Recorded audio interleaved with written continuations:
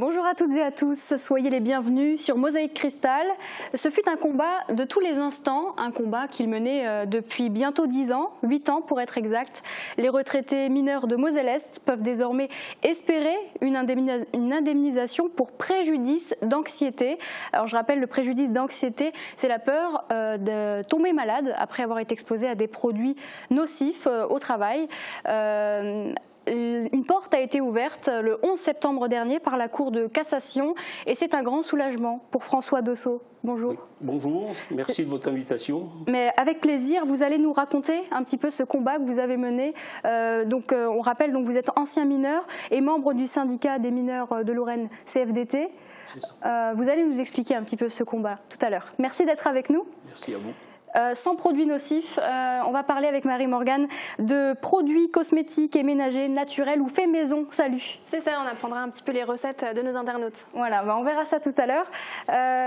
Thibaut Desmerlet est en duplex depuis le lycée Simon-Lazare à Sarreguemines. Salut Thibaut. Salut. Alors depuis 30 ans maintenant, c'est la semaine du goût dans toute la France et la semaine du goût c'est cette semaine. Et oui, on se trouve actuellement dans le lycée Simon-Lazare. Alors, on est actuellement dans le restaurant d'application où ont été accueillis les élèves ce matin. Bon, pour le moment, il n'y a que des adultes pour ce midi. Et donc, la semaine du goût se déroule du 7 au 13 octobre. Il y a des animations qui sont faites un peu partout dans la région. Et ce matin, donc, les élèves de l'école primaire d'Étain ont été accueillis au lycée. Ils ont eu un accueil absolument royal. Ils ont eu du chocolat chaud et des pains au chocolat fait maison, confectionnés sur place dans les ateliers. Tout le monde est mis à leur contribution, les élèves comme les professeurs et surtout des professionnels. Alors, avant de démarrer toute cette matinée de découverte pour les élèves, donc ils ont le droit à un très bel accueil. Et plus tard, dans le reportage, vous verrez, il y aura Pascal Wagner qui nous présentera un peu plus en détail comment s'est organisé cet événement. D'accord, merci beaucoup Thibaut. On y revient tout de suite après. On regarde les infos à retenir de ce mardi 8 octobre 2019.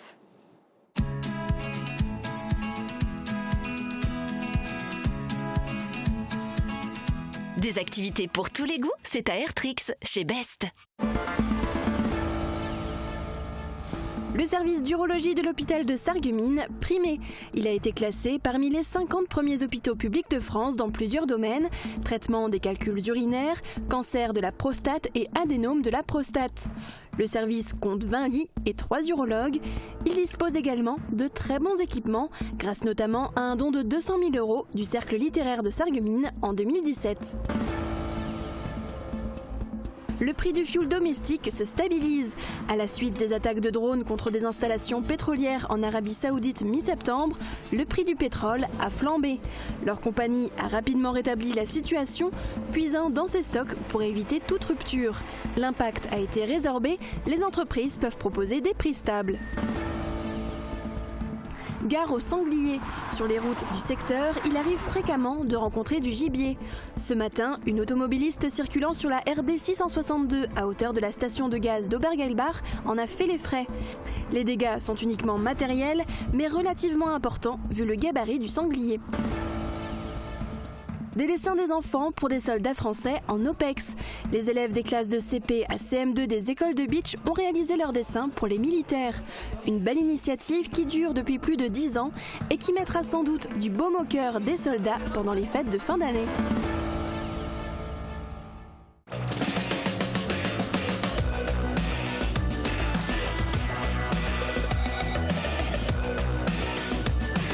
L'Aglo, 10 zones pour développer l'emploi.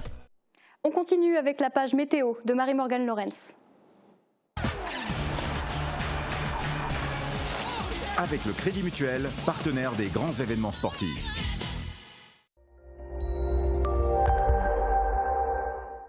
Demain matin, le temps sera nuageux, mais quelques éclaircies arriveront à se glisser dans le ciel. Le temps deviendra de plus en plus menaçant en début d'après-midi avec des averses. Elles devraient se raréfier en fin de journée. Le vent sera aussi de la partie avec des rafales pouvant atteindre les 60 km/h. Les températures seront comprises entre 10 et 13 degrés. Demain, nous serons le mercredi 9 octobre et nous souhaiterons une bonne fête au Denis. Le soleil nous accompagnera de 7h43 à 18h54. L'image du jour nous est envoyée par Claudie Stenger, on peut observer un chardonneret élégant, un oiseau qu'on peut retrouver dans les milieux boisés, notamment près des plans d'eau. Merci à vous et vous aussi, vous pouvez nous envoyer vos photos ou vos vidéos par mail ou sur notre page Facebook.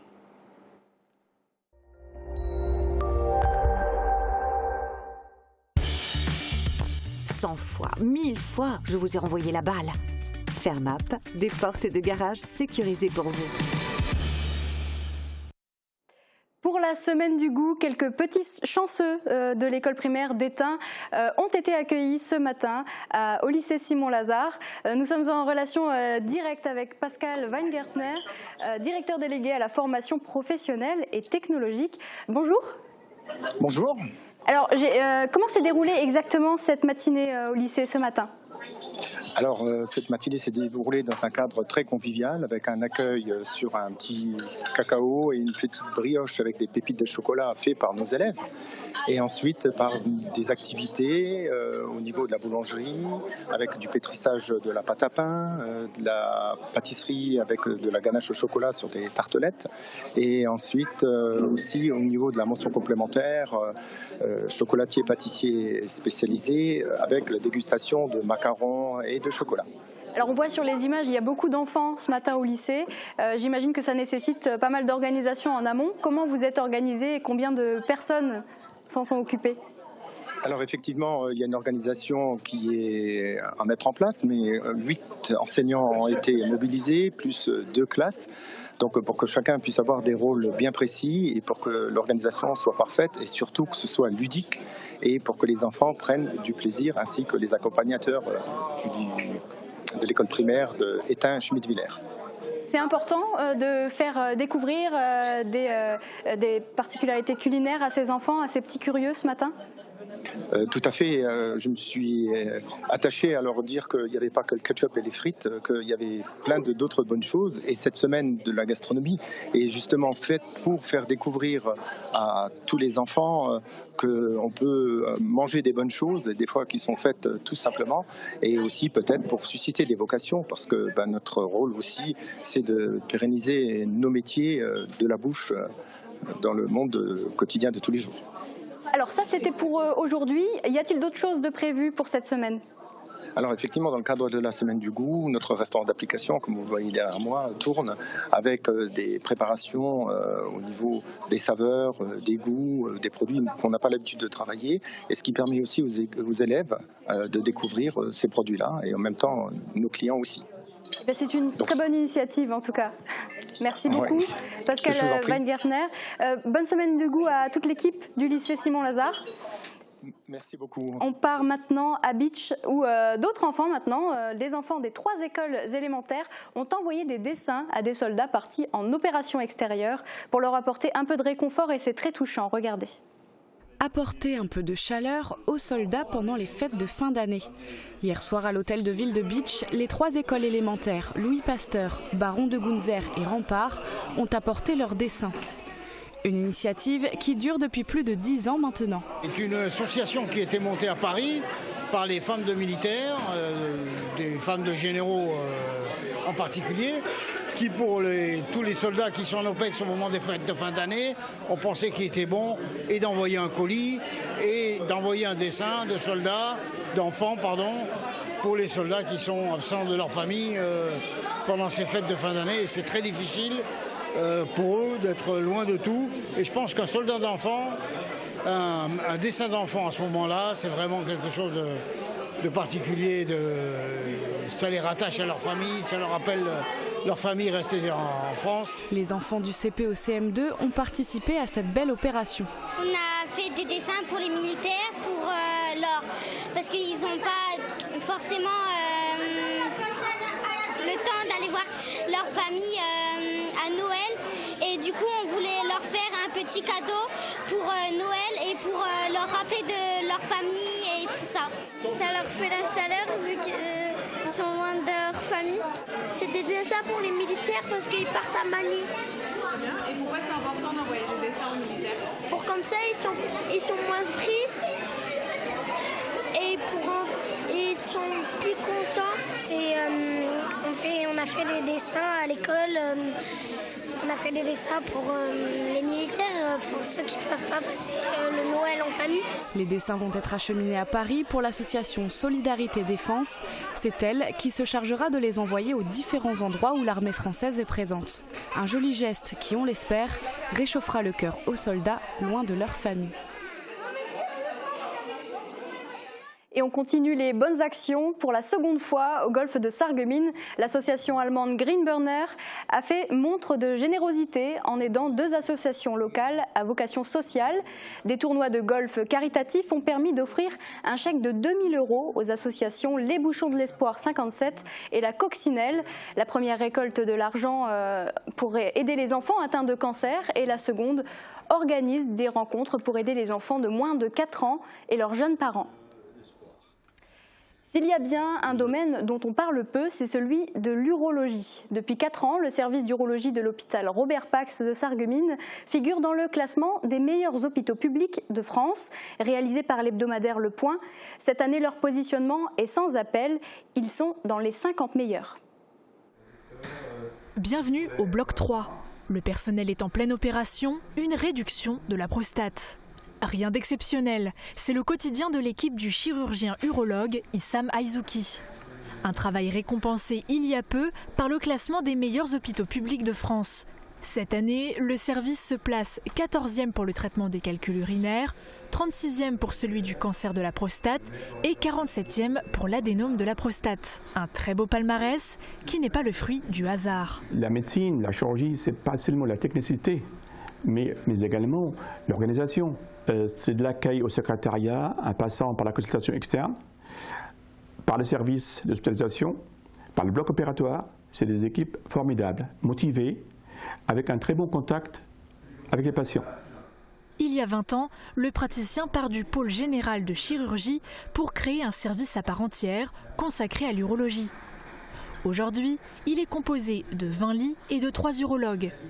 En 2018, il comptabilisait 13 000 consultations et 1072 interventions. Ça nous fait plaisir, ça nous réconforte dans notre travail. Ça nous encourage de poursuivre. Pour nous, pour les médecins, pour l'équipe médicale et paramédicale, pour tout le monde. Donc c'est quelque chose de très important pour nous, surtout dans un hôpital périphérique. Côté équipement, ils se disent gâtés. Auparavant, il était difficile d'investir. En 2017, tout a été possible grâce au don de 200 000 € du Cercle littéraire de Sarreguemines. Nous avons des équipements très modernes, que ce soit pour traiter la lithiase urinaire au laser, pour l'hypertrophie prostatique au système bipolaire plasma, que nous avons pu acheter grâce au don de l'association Le Cercle littéraire il y a 1 an. C'est un appareil qui nous permet de réséquer la prostate, vaporiser la prostate ou faire une énucléation de la prostate. Il faut avouer qu'on a des matériels très modernes et on ne peut pas être jaloux des hôpitaux qui sont autour de nous. Être dans les 50 premiers du classement donne forcément une belle image du service. Une renommée que l'équipe entend bien préserver. Ce matin même, 15 entreprises d'emploi intérimaires sont à la recherche de leurs nouveaux talents. Le forum est organisé par Pôle emploi. Sur place, le CRIT, la SIAM ou encore DLSI avec des offres de placement principalement dans l'industrie ou le bâtiment. Pôle emploi évalué à au moins 150 le nombre de missions proposées. Côté recherche d'emploi, 600 invitations avaient été envoyées par Internet. Des invitations parfois ressenties comme une convocation dans la file d'attente, mais toujours avec l'espoir, CV en main, de pouvoir décrocher l'une des places proposées. Tout autre chose, les prix du pétrole ont flambé, en cause les récentes attaques contre des installations pétrolières en Arabie Saoudite par des drones le 14 septembre dernier.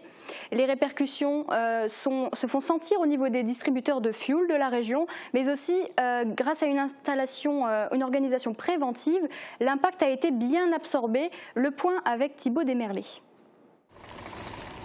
Plus un effet de surprise que des dégâts à long terme pour le cours du pétrole.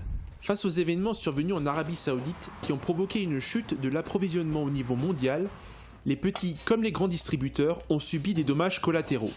Selon nos confrères du Parisien, le prix du baril de pétrole est passé de 60,1 $ avant l'attaque à 67,8 $ quelques heures après.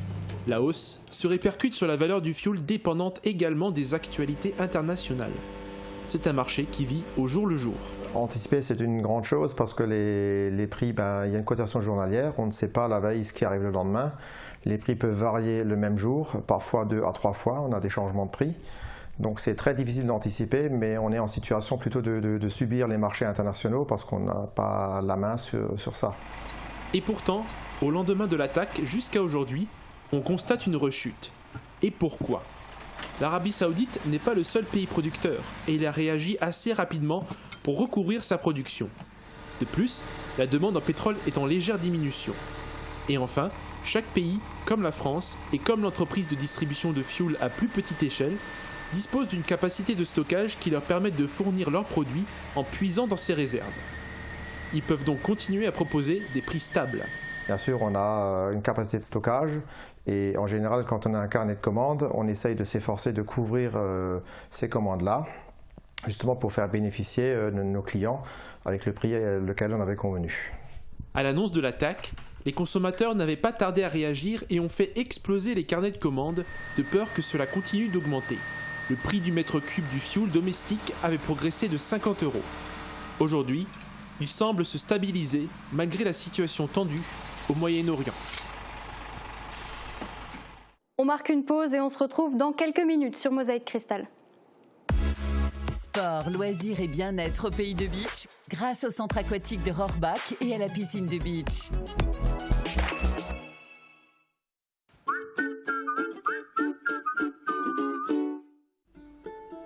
En octobre, AVS Santé se met au rose. Toute l'équipe participe à l'opération Octobre Rose, en soutien à toutes les femmes qui luttent contre un cancer du sein. Tout le mois, une réduction de 20% sera appliquée sur notre gamme de lingerie adaptée. Nous proposons aussi des prothèses mammaires ainsi que des soins pour la chimiothérapie. AVS Santé, notre métier, vous accompagner. Fleur Crêpes à Rohrbach-les-Beach, c'est l'excellence pour vos fleurs. Sous nos serres, découvrez un large choix de fleurs et plantes pour la décoration de vos jardins, balcons et balconnières. Nos chrysanthèmes vous attendent pour passer une belle Toussaint. Choisissez le meilleur pour vos fleurs, choisissez Fleur Crêpes. Pour passer une bonne journée, il faut d'abord passer une bonne nuit. Si le moment est arrivé de changer de matelas, France Literie vous propose ces prix incroyablement fous. Normal, c'est son anniversaire. N'hésitez pas à consulter l'expert de vos nuits, zone commerciale Cora à côté de Mobilier de France. Très bonne journée. À l'Intermarché des faïenceries, c'est la passion du frais qui prime. Votre magasin défend l'art du fait maison et met l'accent sur une production française et même locale. Avec ses arrivages quotidiens, le poissonnier guidera vos choix culinaires. Les amoureux du terroir goûteront nos fromages AOP, sans parler de la sélection de notre équipe boucherie, le bœuf AOP charolais ou le porc Label Rouge, le tout travaillé de façon artisanale. Intermarché des faïenceries, la passion du frais.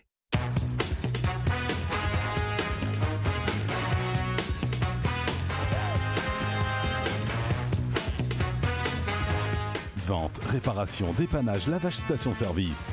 Les garages Schwind à Rohrbach et Sarreguemines. L'acteur principal, hein. Waouh, le charme! Vous n'avez rien remarqué? Ouais. Oui, c'est vrai, moi aussi. Pourtant, Nadine est équipée de 2 appareils auditifs. C'était lui le mieux hein, dans le film. Hein. À la passion de l'audition, nos appareils allient discrétion et efficacité.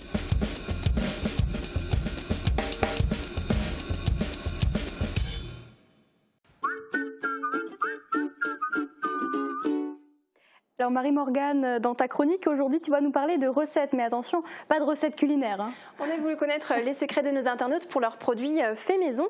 Alors Christa nous a écrit « Je fais moi-même ma lessive, mes produits ménagers, mon shampoing, les lingettes de ménage, le spray nettoyant avec du savon, du bicarbonate de soude et du vinaigre blanc, que des produits naturels. » Alors ce sont en général les mêmes produits qui sont utilisés par tous nos internautes. Raymond utilise aussi du savon noir et du savon de Marseille pour certains produits. Et il me semble que toi, Margot, Margot, tu as aussi des petites recettes. Est-ce que tu pourrais nous en révéler une ou deux? Oui, c'est vrai que moi aussi, je fais pas mal de choses moi-même. Tout ce qui a été cité, hein, la lessive, tout ça, je le fais déjà depuis longtemps. Et récemment, j'ai testé les pastilles de lave-vaisselle à faire soi-même. Alors, c'est très facile, hein, pas de panique. Il faut 4 produits, du bicarbonate de soude, des cristaux de soude, de l'acide citrique et du gros sel de mer. Alors, une fois qu'on a acheté les sachets, après, ça se réutilise très longtemps. Et puis, on met tout ça dans des bacs à glaçons. J'espère que vous avez bien noté parce que pour l'instant, une majorité de nos internautes continuent d'acheter des produits en magasin, mais ils sont quand même 22% à en fabriquer eux-mêmes. Cindy fabrique ses propres bougies et ses propres savons. Pour Amanda, c'est écologique, économique et bon pour la santé. Jennifer a commenté « Je m'y mets tout doucement. Ce serait sympa qu'il y ait plus d'ateliers sur Sarreguemines pour en apprendre plus. » Alors si ça vous intéresse, l'association Les Petites Mains organise régulièrement des ateliers et j'ai noté pour vous le prochain rendez-vous, il aura lieu le 16 novembre. Vous pourrez apprendre à fabriquer des cosmétiques faits maison. Alors ce sera à la médiathèque de Sarreguemines et vous pouvez déjà réserver une place. Super, merci Marie-Morgane. Avec plaisir. Et puis si on veut retrouver plein de recettes, il y en a plein sur Internet. C'est ça. Voilà.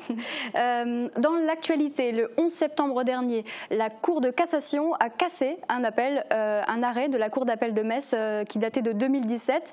Un arrêt qui n'accordait pas aux anciens mineurs de Moselle-Est le préjudice d'anxiété. Le préjudice d'anxiété, c'est la crainte de développer une pathologie des suites d'une exposition à des substances toxiques. Aujourd'hui, cet arrêt a été cassé donc, et cela signifie que c'est un grand espoir pour les mineurs retraités de Moselle-Est de pouvoir bénéficier d'une indemnisation. François Dossot, vous faites partie du syndicat des mineurs lorrains, CFDT. C'est une décision que vous attendiez quand même depuis bientôt 10 ans. Oui, c'est une décision que nous espérions. Nous aurions préféré nous passer d'aller jusqu'en cassation. Nous aurions préféré négocier avec nos anciens employeurs, comme nous avons toujours essayé de le faire, et comme nous avons essayé de négocier avec les autorités de l'État. Mais devant le refus de reconnaître les expositions des mineurs à des dizaines de cancérogènes, eh bien, nous avons dû aller en justice. Et donc ce procès a démarré en 2013. Et malheureusement, il n'est encore pas fini, puisque maintenant, la Cour de cassation nous a donné le droit d'aller devant la Cour d'appel de Douai, mais aussi a ouvert ce préjudice d'anxiété à tous les cancérogènes, à tous les produits toxiques, pour tous les salariés de l'Hexagone. Alors on va y revenir, j'aimerais qu'on retrace un petit peu votre parcours, votre combat, si on peut le dire. C'est un combat, ça a commencé bien avant 2013. Ça a commencé bien avant 2013 parce que nous constatons depuis 40 ans que chaque fois qu'un ancien salarié des houillères, qu'il soit du fond, de la coquerie, des ateliers, de la centrale, chaque fois qu'il va déclarer une maladie professionnelle, l'employeur va dire non, chez nous il n'a pas été exposé à ces produits. Et donc à chaque fois c'est un combat judiciaire qui peut être très long. Et donc nous avons décidé donc, en 2012 de lancer une action pour que l'ensemble de ces expositions soient actées par un tribunal, soient reconnues, pour que ceux qui vont suivre, parce que malheureusement nous on est les derniers mineurs, il n'y a pas de relance, et donc avec l'âge nous risquons d'être plus en mesure de construire un rapport de force avec l'État. Maintenant on a en face de nous l'État, et donc nous avons voulu acter cette exposition cancérogène. Et en même temps, nous constatons que les anciens mineurs, de plus en plus conscients d'avoir été exposés à ces cancérogènes, ont même peur d'aller faire des examens. Donc, lorsque nous leur demandons d'aller faire des dépistages, il y a certains qui refusent en disant « moi je ne veux pas savoir ». Je ne veux pas savoir. Ils ont peur d'aller faire des examens. Alors que ce suivi post-professionnel est très important parce qu'il sauve des vies. En détectant les pathologies assez tôt, on peut les soigner. Et donc nous faisons un grand travail d'information là-dessus. Nous avons réussi à débloquer la situation au niveau de la Caisse des Mines. Mais c'est un combat qui n'est pas terminé de ce côté-là. Quand on dit nous, ça concerne 732 mineurs lorrains. Quand même. C'est ceux qui restent. En 2013, on était 860 au départ. Donc il y a des gens qui ont été perdus en route par la procédure, qui ont été déboutés pour dépassement de délai, etc. Et puis on reste encore à 730. 730 qui vont aller normalement devant la Cour d'appel de Douai et qui vont essayer de faire reconnaître ce préjudice d'anxiété. D'abord leur exposition, puisque la Cour de cassation a fixé les règles. Il faut d'abord avoir été exposé. Donc nous devons, pour chacun des 730, prouver qu'ils ont été exposés à des cancérogènes. Deuxièmement, nous devons prouver que c'est de par la faute de l'employeur. Et troisièmement, nous devons prouver qu'ils sont anxieux. Donc c'est pas gagné encore. C'est loin d'être gagné, mais je veux dire, on n'a jamais été aussi près de la victoire. On a vraiment l'arrêt de la Cour de cassation nous a délivré de la décision de la Cour d'appel de Metz qui était complètement injuste, qui ne reconnaissait pas les fautes de l'employeur. Il y a des centaines de mineurs qui ont déjà fait reconnaître la faute inexcusable de l'employeur. Et par la Cour d'appel de Metz. Et puis la Cour d'appel de Metz, d'un autre côté, dit non, les mineurs, bien sûr, il y avait des conditions difficiles, mais l'employeur a respecté toutes les règles, ce qui est absolument faux. Alors tout à l'heure, vous avez dit quelque chose qui m'a un peu marqué. Aujourd'hui, il y a des veuves qui se battent encore pour leur mari défunt. Si je me permets de citer une phrase que vous avez dite, quand l'un tombe, chacun se demande s'il sera le suivant. Dans la cité minière où j'habite, sur 10 maisons, 6 sont habitées par des veuves. Oui, il y a des rues, c'est pas toute la cité, mais il y a des rues dans notre cité, il y a une rue qu'on appelle la rue des Veuves, et il y a énormément de veuves, et malheureusement, je veux dire, vu le vieillissement de la population, vous savez, le régime minier de sécurité sociale, il perd 10 affiliés par semaine en Lorraine. Juste en Lorraine. On perd 10 affiliés par semaine. Donc, moi, j'ai passé ma matinée avant de venir chez vous à régler 3-4 décès. Vous avez été vous-même mineur, qu'on précise pour tout le monde, pendant 33 ans, il me semble. J'ai travaillé comme électromécanicien au fond, au siège de Merlebac, toute ma carrière, depuis l'apprentissage à 16 ans jusqu'à ma retraite. Voilà. À combien de substances toxiques vous estimez avoir été confronté? Pour les gars du fond, la moyenne, c'est à peu près 11 cancérogènes reconnus comme cancérogènes par les autorités scientifiques internationales. Oui. Donc vous avez amené la liste avec vous, on ne va pas tous les citer. On a une liste qu'on avait mis au point, on avait trouvé cette liste en 2013, et la moyenne des gars du fond, c'est 11 cancérogènes, la moyenne des gars du jour, c'est 7 à 8, et quelqu'un qui a travaillé dans les deux, par exemple 15 ans au fond, 15 ans à la coquerie, ce qui est le cas des ceux qui ont terminé, qui ont fermé l'entreprise, on est à 22 cancérogènes. C'est énorme. C'est énorme. Et d'ailleurs, dans la cohorte de 745 personnes qui sont allées devant la Cour de cassation, ils étaient indemnes de toute maladie en 2013, parce que c'était une des conditions pour entrer dans la procédure. Déjà 230 ont été reconnus en maladie professionnelle, et il y a eu 42 décès. Depuis 2013. Depuis 2013. Et des gens qui n'étaient pas atteints par une maladie en 2013. C'était une condition pour entrer dans le groupe. Oui, parce qu'aujourd'hui, les personnes qui se battent sont des personnes qui craignent de développer des pathologies. C'est la réalité. Alors, c'est lié aussi déjà au nombre d'expositions, mais c'est lié aussi à l'habitat minier. Les 3/4 des mineurs habitent dans des cités minières, donc je veux dire, il n'y a pas besoin de lire le journal ou d'écouter Mosaïque pour savoir que le camarade est décédé et de quoi il est décédé. C'est comme ça. Je veux dire, tout circule, les informations circulent dans les cités, dans les villages. Dans les villages aussi, les mineurs sont très unis, et donc si un copain meurt, on sait très rapidement de quoi il est mort, et donc ça amplifie encore cette anxiété, parce que c'est une réalité que les gens vivent au quotidien. À ce jour, la Cour de cassation a donc renvoyé le dossier à la Cour d'appel de Douai. Il restera encore à évaluer chaque dossier individuellement, donc c'est pas fini. Ça va être compliqué. Nous avons encore du travail, mais nous avions prévu cette éventualité depuis 2013, et notre dossier est bâti pour répondre aux questions que la Cour de cassation a posées. Vous êtes confiant? Nous sommes tout à fait confiants. Nous sommes confiants. Notre seul regret, c'est qu'avec ce qu'on appelle la prescription, c'est-à-dire les délais pour intervenir en justice, les autres mineurs qui ne font pas partie du groupe ne pourront pas rentrer dans ce préjudice, parce que ça fait plus de 5 ans qu'ils ont quitté l'entreprise, et donc ça va être très compliqué pour les faire rentrer. Voilà. D'accord. Vous parlez d'une véritable transition sociale historique en France? C'est très important, parce que les motivations de la Cour de cassation, telles qu'ils sont écrits dans l'arrêt, font référence à 2 articles du Code du travail très importants, qui sont la prévention des risques et l'évaluation des risques. Et donc ils disent, si l'employeur ne fait pas ce qui est écrit dans ces décrets, dont l'un date de 89, qui est un décret européen, on fête le 30e anniversaire cette année, qui dit qu'il faut évaluer les risques, adapter le travail à l'homme et pas l'inverse, il faut enlever les produits dangereux. Toutes ces règles sont citées, en citant ces articles, et donc cet arrêt du 11 septembre va être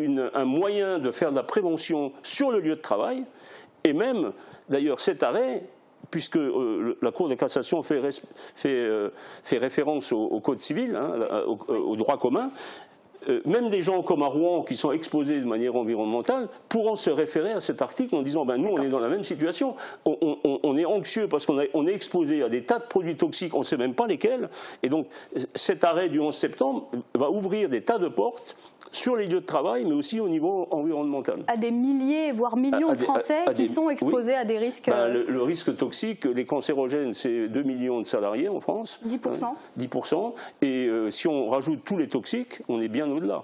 Bien au-delà. Bien au-delà. Et si on prend les choses environnementales, alors ça, vous avez un épandage de pesticides dans les champs à côté de chez vous, vous êtes exposé. Et donc vous pouvez être anxieux. Grâce à cet arrêt, de ce fait, les employeurs vont être sanctionnés, si c'est autorisé. Le salarié exposé va pouvoir dire j'agis contre mon employeur parce que j'ai été exposé à des substances nocives. Parce que je suis exposé. Je veux dire... Le plus important dans cet arrêt, c'est qu'on peut faire de la prévention. Parce que le but de l'action qu'on mène, c'est pas de compter les morts. Le but, c'est de faire de la prévention dans les entreprises pour que les salariés ne perdent pas leur vie à vouloir la gagner. C'est ça l'important. Vous pensez que ça va inciter les entreprises Oui, c'est clair, très clairement. Maintenant, bien sûr, il faut que les salariés dans les entreprises s'emparent de cette possibilité et fassent avancer concrètement le droit. Parce que, vous savez, les droits des salariés, si on reprend une vieille pub de la pile Bondère ne s'usait que si l'on s'en servait. Le droit des salariés, il ne s'use que si l'on s'en sert pas. Donc si les salariés ne s'emparent pas, si les syndicats de toute obédience, si les associations de victimes ne s'emparent pas de cette possibilité qu'ils ont maintenant depuis l'arrêt du 11 septembre, eh bien ça n'avancera pas. Il faut maintenant le faire vivre. Cet arrêt, cette décision historique, il faut la faire vivre. Sinon, elle tombera aux oubliettes de l'histoire juridique. Cette décision historique. Très bien. C'est une décision historique, tout à fait. Je vous remercie François Dossot d'avoir été notre invité aujourd'hui. On suivra de près donc ce dossier et on aura l'occasion certainement de vous revoir sur ce plateau. Merci beaucoup. Merci. Pour finir cette émission, Uranitosic vous emmène à la cueillette des champignons avec un spécialiste dans le Pays de Bitche, on l'appelle Champi-Louis. C'est notre émission On Tour. Bon visionnage et à très vite.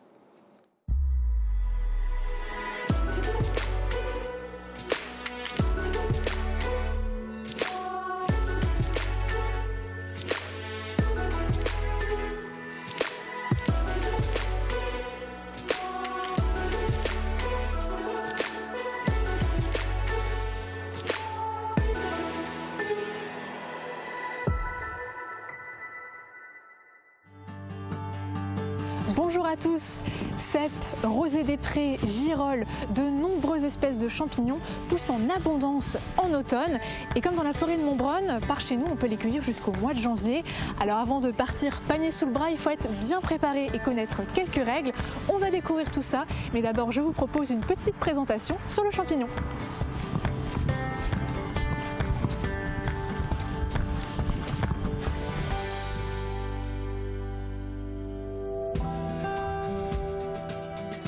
Le terme champignon signifie littéralement petit produit des campagnes ou qui pousse dans les champs. Si les champignons sont présents tout au long de l'année, c'est à l'automne qu'explose la majorité d'entre eux. Des températures plutôt douces et quelques jours de pluie suffisent à leur croissance. Une croissance fulgurante qui fascine les mycologues. Ce qu'on appelle couramment champignon n'est en fait que la fructification temporaire et visible d'un organisme à caractère plus durable et plus discret, le mycélium. La classification des champignons relève de la mycologie. Selon la Société mycologique de France, sur à peu près 16 000 espèces répertoriées, environ 1384 espèces sont comestibles. Les autres sont à rejeter, dont environ 514 espèces réellement toxiques ou mortelles. Un champignon comestible est un champignon que l'on peut manger. Mais en fait, les champignons comestibles peuvent se classer en 3 catégories. Les champignons qui sont largement reconnus comme étant consommables et appréciés en cuisine, les champignons qui seraient mangeables mais sans valeur culinaire, et les champignons qui font partie de la tradition culinaire au moins dans un endroit dans le monde, mais dont l'absence de toxicité suscite le débat. Au final, une vingtaine de champignons seulement sont vraiment appréciés à table et une centaine plus ou moins intéressantes. La liste à jour des espèces considérées comme comestibles est disponible sur le site de la Société mycologique de France. Alors si comme moi vous n'êtes pas de grands connaisseurs, voici Louis Lampert, notre expert champignons. Il va nous éclairer sur le sujet. Bonjour Louis. Bonjour. Alors première question, avant de partir en forêt, c'est quoi vos recommandations? La première chose, on ne peut pas aller en voiture dans la forêt. Donc il faut s'arrêter au bord de la forêt. Voilà. Ensuite, il faut s'habiller avec des chaussures qui ne glissent pas. Les bottes, ce n'est pas indispensable. C'est même un peu gênant parfois. Et côté matériel, il faut se munir de quoi? Il faut un panier. Ok. Un panier, il faut un couteau à champignons ou un couteau ordinaire, mais un couteau à champignons il est pratique parce qu'il y a une petite brosse qui permet de nettoyer. Donc on coupe et on nettoie. Voilà. Et on peut y aller par tous les temps? Oui. Pas besoin qu'il fasse forcément soleil. Non, non. Très bien. Et alors, ici, dans la forêt de Montbronne, on trouve quoi comme espèce de champignons, généralement? Les différentes forêts de Montbronne, il y a le plateau où il y a plutôt des russules, des lactaires, des choses comme ça. Et dans le sable, il y a plutôt des cèpes et d'autres boulets. Boulets baies, boulets jaunes, etc. Il y a quand même pas mal de variétés. Oui. Et ce qui a un phénomène un peu spécial, c'est les choux-fleurs. Choux-fleurs, qu'est-ce que c'est? Qu'on appelle Sparasis crépus, c'est comme un chou-fleur. Ça pousse entre les orteils d'un grand pin. Et il va chercher sa nourriture dans la racine du pin. Donc cette année, pendant les grandes sécheresses, il y en a quand même eu, parce qu'il ne se nourrit pas d'eau. Voilà. Et il y en a beaucoup, cette année, il y en a beaucoup. Et est-ce qu'on peut aller cueillir n'importe où, n'importe quand? Voilà. Alors, la loi française précise que est propriétaire de tout ce qui pousse sur les terrains, le propriétaire. Voilà. Mais en Alsace, Moselle, une coutume a toujours admis que les paysans laissaient tout le monde cueillir les champignons, ce que le bon Dieu a fait pousser, etc. Voilà. Bon, après, respecte ses coutumes qui veut, etc. On va dire qu'il y a quand même une loi, ça réglemente quand même tout ça, mais voilà, après il faut respecter aussi les natures et le propriétaire quel qu'il soit. L'ONF, qui est propriétaire d'un certain nombre de forêts, et les communes peuvent réglementer plus ou moins la cueillette pour qu'elle ne soit pas excessive. Donc on admet en général 3-4 kilos, un panier un peu plus grand que celui-là, un panier plein par personne, ne fait pas d'histoire. Bon, évidemment, si on remplit les coffres des voitures, c'est un peu exagéré. Alors en tout cas, on vous conseille quand même de partir à plusieurs. C'est toujours agréable d'échanger un moment avec des spécialistes comme Louis en forêt. D'ailleurs, on a un petit reportage pour vous. Ça nous permet aux cueilleurs de champignons de repérer les endroits de loin. Une poignée de curieux à la chasse aux champignons. Venus en néophyte s'initier à la cueillette des champignons avec Champi-Louis, ces particuliers vont apprendre en une matinée tout ce qu'il faut faire et ne pas faire lorsqu'on veut ramasser des champignons en toute sécurité et dans les règles de l'art. Louis conduit d'abord le groupe dans un pré. Comment reconnaître à coup sûr celui qui est comestible de celui qui ne l'est pas? Quelles règles en matière de cueillette? Le bon panier, le bon couteau, les bonnes chaussures, tout est passé en revue. La pointe. Ça c'est un mamelon. C'est un mamelon. On voit de loin, comme ça on n'a pas besoin de se baisser inutilement. Ouais. Ici la voie ferrée, là-bas, on se rapproche. En forêt, ensuite, les variétés sont plus nombreuses, même si ici, il y aura surtout des cèpes à récolter. Le groupe se déploie dans une parcelle entre les arbres et les myrtilles. Ça, c'est les vrais cèpes de Bourdois.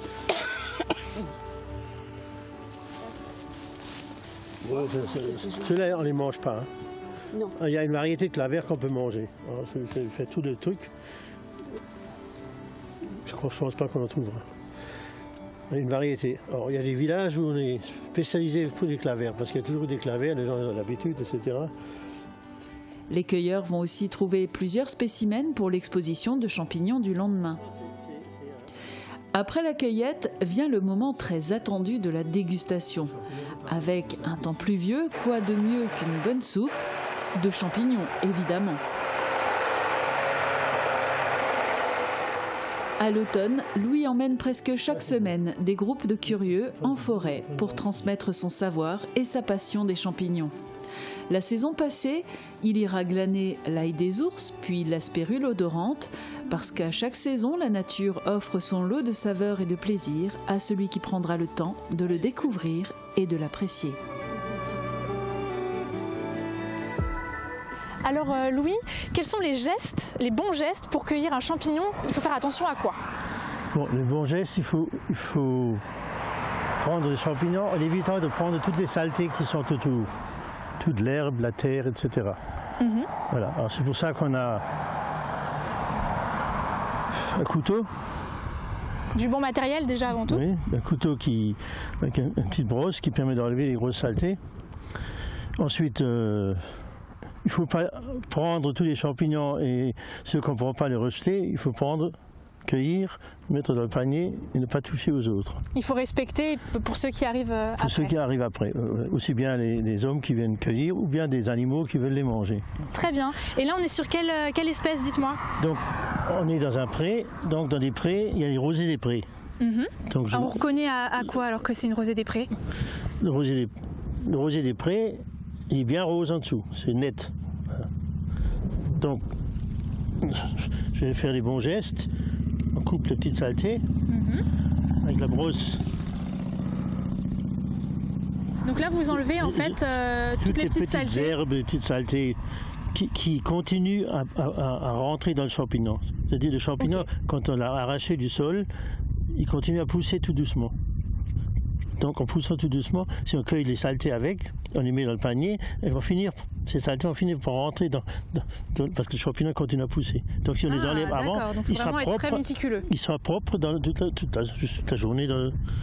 Ok. Et alors dans les champignons, il y a ceux qui sont comestibles et puis il y a ceux qui ne le sont pas. Ici, chez nous, on doit faire attention à quelle espèce? Ici, chez nous, il y a des amanites.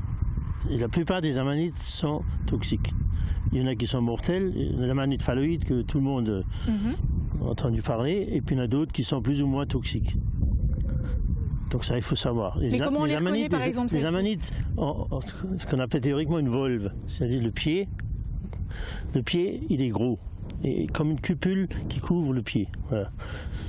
Donc il faut faire attention à ça quand on fait la cueillette, pas les mettre dans le panier. Non, il n'y a pas de méthode chimique pour distinguer les comestibles des non. Chaque champignon a un type, il faut reconnaître le champignon. C'est pas plus compliqué que ça. Et d'ailleurs, après la cueillette, on peut les déguster, mais vous, Louis, vous faites aussi des expositions de champignons, c'est assez original. D'ailleurs, on a filmé la dernière exposition en date au Jardin pour la Paix à Bitche. Regardez. Une fête d'automne et Champy-Louis déploie une exposition de champignons. Ici, c'est à la fête de la transhumance à Bitche, mais on le voit un peu partout dans le secteur, pour peu que la veille de ces fêtes, il ait fait une sortie avec du public. En effet, à plusieurs, on a plus de chances de dénicher différentes espèces de champignons. L'exposition présente en moyenne 35 sortes de champignons différents, parfois plus si les promeneurs ont été chanceux. Louis identifie chaque espèce et installe ses spécimens sur un tapis de mousse humide pour conserver leur fraîcheur le plus longtemps possible. L'objectif étant de permettre au public de les voir et peut-être de les identifier plus tard par eux-mêmes dans la nature. Et lorsqu'il le peut, comme ici, il propose même une petite popote pour la dégustation. Parce qu'après tout, ce qu'on aime vraiment dans les champignons, ce sont leurs saveurs.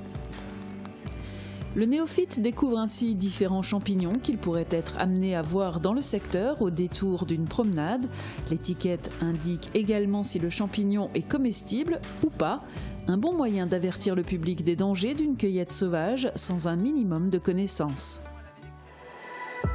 Alors Louis, on arrive au meilleur moment, la préparation, la dégustation. Est-ce que vous pouvez nous rappeler un petit peu ce qu'on a ramassé? Donc on a ramassé 3 sortes de champignons, les rosiers des prés qui sont très répandus en ce moment, des coulmelles, une coulmelle, et puis ensuite, quelque chose de spécial, c'est le marasme odeur d'ail. Donc c'est un tout petit truc qui sent l'ail. Ah oui, en effet, Voilà. ça sent l'ail. Ouais. Très bien. Bon, bien sûr, il faut quand même les nettoyer avant. Et vous Voilà. allez nous montrer Maintenant, ça parce que c'est va- un peu particulier. Ce champignon-là, tout est saleté, il faut l'enlever. Ok, alors on vous suit. Alors, Expliquez-nous, on utilise la douchette. Et puis avec les doigts, on peut presque tout enlever. Et on va faire attention de ne pas trop mouiller le champignon. Il ne faut pas l'imprégner d'eau. Il ne faut pas du tout l'imprégner d'eau. Hein. Super. Eh ben, je vous laisse continuer. Pendant ce temps-là, moi, je vais vous donner une autre information. Si vous êtes intéressé par les cueillettes en groupe avec Louis, eh bien, je vous propose d'aller sur le site www.champilouis.fr. Vous pouvez voir tous les événements qui sont organisés et vous inscrire. En tout cas, je vous dis à la semaine prochaine pour un nouveau numéro On Tour.